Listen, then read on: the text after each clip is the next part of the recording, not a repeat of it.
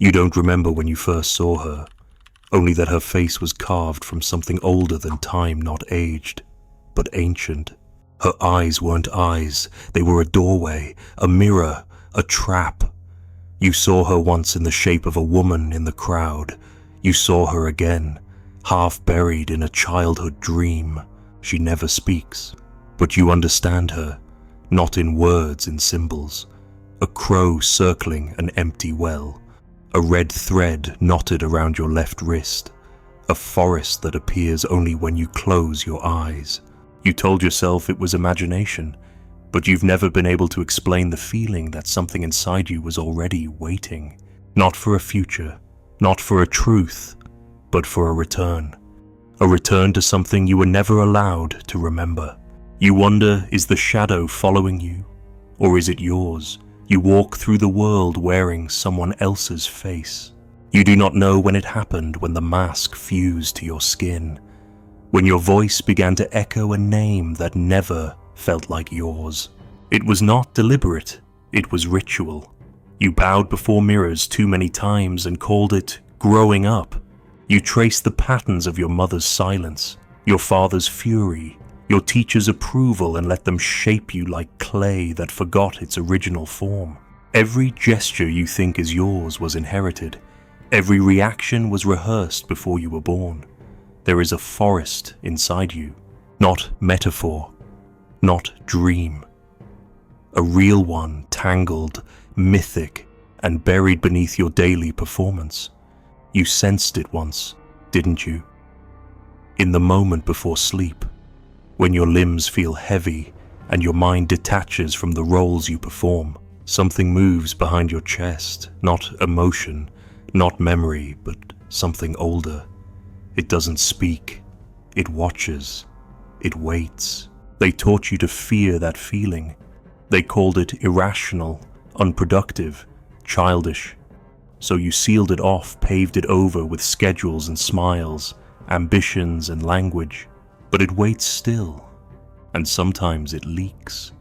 In the way your voice changes when you're alone, in the dreams you don't tell anyone about, in the art you make when no one is watching, in the strange hunger that rises when your life looks perfect.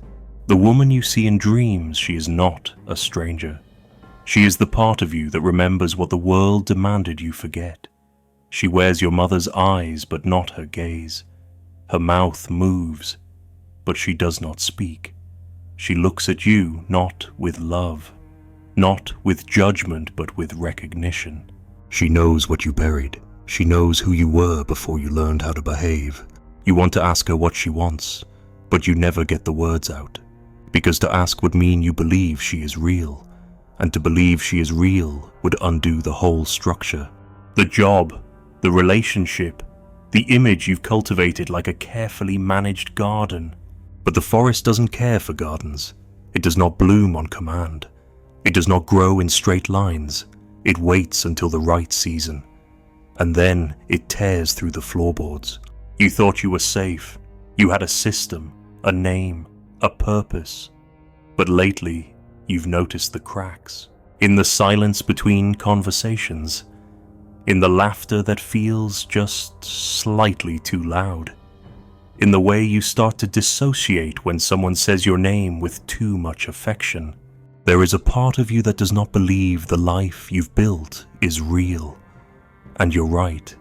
Not because it's fake, but because it is incomplete. It is the surface of the water, not the depth, the mask, not the face. You've been building a house atop a myth you refuse to enter. You inherited more than DNA. You carry symbols patterns that repeat across generations like curses dressed as habits. The forest is full of them. The man who cannot cry because his father never did. The woman who cannot trust warmth because her mother only offered it when she was obedient. The child who smiles when anxious because it made adults stop yelling. You didn't choose these spells, but you are still under them, and part of you knows it. You think your anxiety is a disorder, but it's a map. It's pointing you toward the places where you betrayed yourself to survive. You think your fear is weakness, but it's a doorway. It guards the place you buried your own voice. You've been trained to think healing is progress. But the forest does not grow in straight lines. It coils, it devours, it digests. Sometimes the only way forward is to go inward, not to fix, but to remember. She is waiting for you there. Not the woman from your dreams, but the self you abandoned to become likable. She's not angry. She's not even sad. She just wants to be seen, not analyzed, not improved, seen. There is a clearing in the center of the forest. You've never been there, but you've always known it was waiting. And in that clearing, there are no mirrors, only faces. One of them is yours, not the version you show the world, not the one you see when you perform self-love in the mirror. The real one, the one with no smile, the one that watches even when you pretend not to feel, the one that knew even as a child that something was off, that this world was not designed for truth. You are not broken, you are layered, and beneath the layers is something unspoken, something sacred, something unclaimed. The myths are not outside of you. They are encoded in your nervous system. The hero, the orphan, the seductress, the trickster, the queen, the beast. They don't live in books. They live in your symptoms, in your compulsions, in the people you chase and the ones you avoid, in the choices you don't understand but keep repeating. You are not a person. You are a story told by a soul that cannot speak in language. It speaks in dreams, in symbols, in eruptions of inexplicable feeling at inconvenient times. You've been trying to silence it, but it is not trying to harm you. It is trying to wake you. The forest is not a punishment. It is the only place that remembers who you really are. And the woman in your dream, she is only the beginning. She is the guardian, not of danger, but of memory. The forest behind her face is not outside of you. It is you, the part of you that cannot be tamed, diagnosed, or explained. The part you call irrational until it saves your life. The part you call dramatic until it shows you a truth you were too polite to see. You have to choose now, to keep polishing the mirror or to enter the forest. There is no map, only symbols, only sensations, only whispers you've been ignoring your whole life. But you know the way. You always have. You've avoided mirrors that don't flatter you, not just the glass ones, but the reflective surfaces in people, their reactions, their silences, their gaze when you say something you don't mean. But lately, they've been harder to escape. You smile and they flinch. You speak and something ancient curls behind their eyes. And somewhere in the silence after, you feel it not rejection, but recognition. They are not seeing your image. They are seeing what's behind it, something you can no longer hide. You once believed that the mirror was blank until you stood before it. But that's the lie. The mirror was always full. You just learned how to not see. You filtered. You edited. You negotiated with yourself every day. You made yourself smaller for love, quieter for peace, brighter for praise. You told yourself that meant you were mature, but it wasn't growth, it was camouflage. You mistook vanishing for evolving. You thought compromise was intimacy, and now you wake up every day with a strange ache in your chest and call it tiredness. But it isn't fatigue, it's dissonance. The tension of pretending to be someone who fits. You've smiled too often in rooms that feel like cages. You've nodded through conversations that erase you. You've been applauded for a version of yourself you cannot inhabit without dying slowly. There's no crisis here, only awakening. You think the world is falling apart, but it's just the mask cracking. The mirror never lied. You just learned to fear what it showed, because what it reflects now in glances, in dreams, in echoes is not your shadow. It is the one who watched you hide, the self that stayed behind when you abandoned instinct for identity. It never left. It just waited for the silence, for the break in your routine. For the night when you couldn't fall asleep and stared at the ceiling, mouth dry, heart loud, wondering why you felt homesick in your own life. You tried to explain it away. Maybe it's the job, maybe it's the relationship, maybe it's the weather, but it's none of those. It's the mirror, the internal one that refuses to be wiped clean anymore. And the face you see staring back is not angry, it is not sad, it is ancient, it is tired of pretending. It has watched you build a life like a fortress, brick by brick, using every praise and expectation as mortar. And now it asks, will you let the walls fall, not for chaos, not for revenge, but for reality, for the forgotten truth underneath the performance. You have buried yourself so well you believe your own disguise. You flinch at your own hunger. You shame your own intuition. You laugh at your own longing, but deep inside, you remember.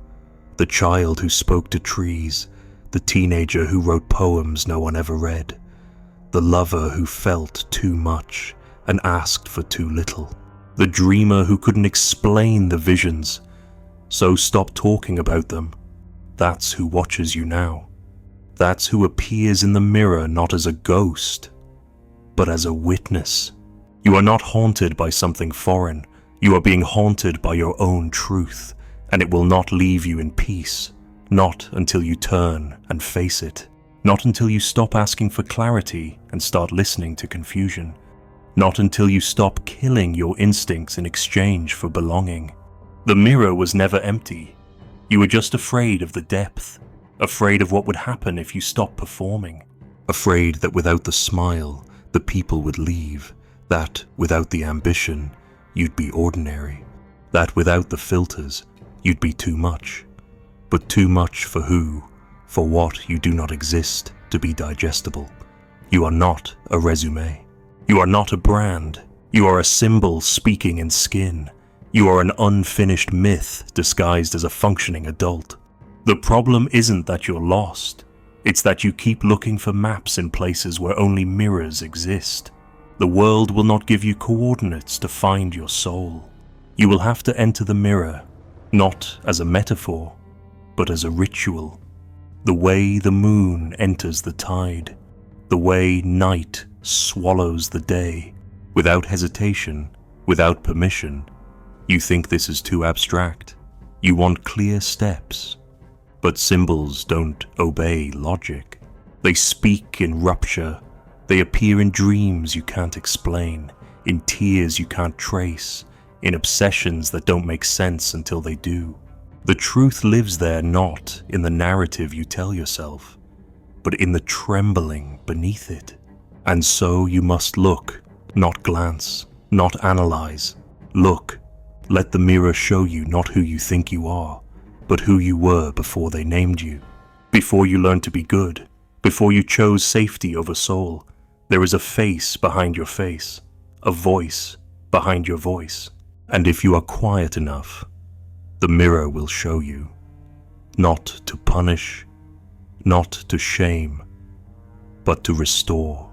Not the life you planned, but the one that was calling before you were old enough to understand it. You have been mistaking reflection for reality.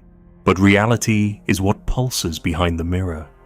And when you finally stop polishing the surface, you will feel it, the weight, the wildness, the wordless thing. It has no label, but it knows your name, the real one, not the name they gave you, not the one you use to sign documents, the one whispered in dreams, the one that opens locks, the one that howls in your chest when everything is quiet, the one that isn't a name but a memory of the moment before forgetting. You haven't lost yourself. You've only lost the will to look. But the mirror is still there, full, alive, waiting. You were not born with a name. You were given one, carved into your tongue before you knew how to bite. It was wrapped in expectations, in scripts disguised as blessings, in stories already written by voices older than yours. And so you accepted it, like a garment stitched from borrowed fabric. You wore it because everyone smiled when you did. You wore it because it kept you safe, visible, loved. But you were never just that name. You felt it even as a child, in those moments when no one was watching, when you slipped out of language and into sensation, the pulse behind your ribs, the sudden wave of knowing without thought. That was the real name, not a word, but a presence. It moved like an animal, silent and wild, always just out of reach, always curling behind your actions, testing the edge of your obedience. And the older you got, the quieter it became. You were rewarded for ignoring it. You were praised for being normal. You were taught to mistrust the pull towards solitude, the love for strangeness, the hunger for symbols that had no explanation. You were told it was childish. You were told to grow up, but you did not grow. You narrowed, you flattened, you performed. And somewhere along the way, the one beneath your name stopped knocking. It began to watch instead, not from judgment, but from recognition, like an old friend observing you through glass, remembering the way your soul used to laugh when it still believed in stars. You feel it now, don't you? In the way your skin tightens around certain people, in the way your dreams hum with unfinished phrases, in the way silence no longer soothes but vibrates with unspoken weight. This is not anxiety. This is not depression. This is the soul waking up inside the cage you forgot you built. You've wondered why you sabotage good things, why you pick lovers who do not see you, why you feel restless even when everything looks perfect. The answer is not pathology.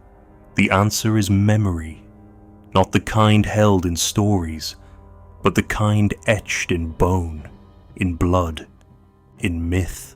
The body remembers what the mind cannot name, and yours is remembering the original pattern, the one you abandoned to become acceptable, the one you left behind when you chose belonging over being. There is no return to innocence, but there is a return to truth, and that truth is not soft. It will not flatter you. It will not congratulate your self-awareness. It will rip. It will unravel. It will demand that you choose between illusion and aliveness, not safety, not comfort, aliveness, the kind that trembles, that doesn't always make sense, that whispers instead of screams. You are being asked to remember the one beneath your name, not as nostalgia, not as regression, but as resurrection. To speak in your original voice, even if it cracks. To walk without armor, even if it bleeds. To face the people who love the mask and ask if they still love the face. And if they don't, to grieve. Not because you failed, but because you stopped pretending. They called it rebellion, but it is remembrance. They called it crisis, but it is initiation.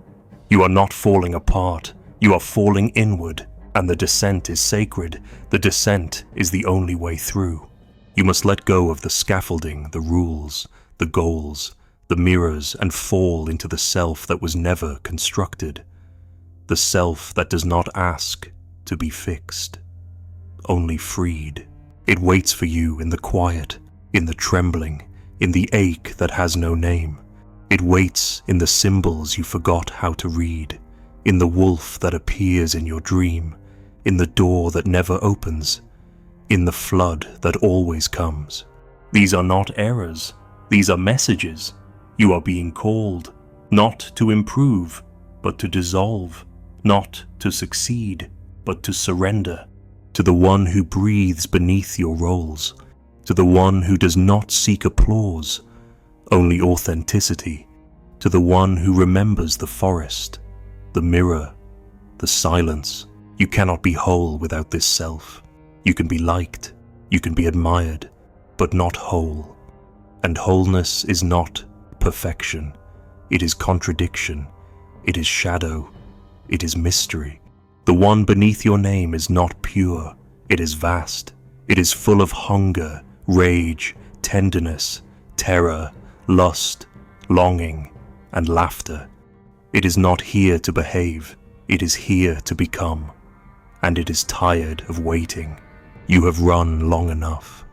You have performed long enough. Now you must stop, not to rest, to remember, to stand in front of the mirror and not ask who you are, but who you were before you had to ask. That is the real you. That is the you they couldn't tame. The you who still walks barefoot in dreams. The you who speaks in symbols and bleeds in metaphor. The you who does not need approval to exist. The one beneath your name was never gone, only buried, and now it is rising. You can feel it in your skin, in your breath, in the ache behind your eyes when you pretend to be okay. You are not okay. You are awakening. And that is always painful, but it is also holy, because in that pain is truth, and in that truth is the path. Not forward, not upward, inward. There is a stairwell in the forest, carved into stone no hand remembers building. It does not go up, it descends endlessly into silence. On every step, a word you once believed to be true fades from your skin, daughter, lover, success, purpose, happiness.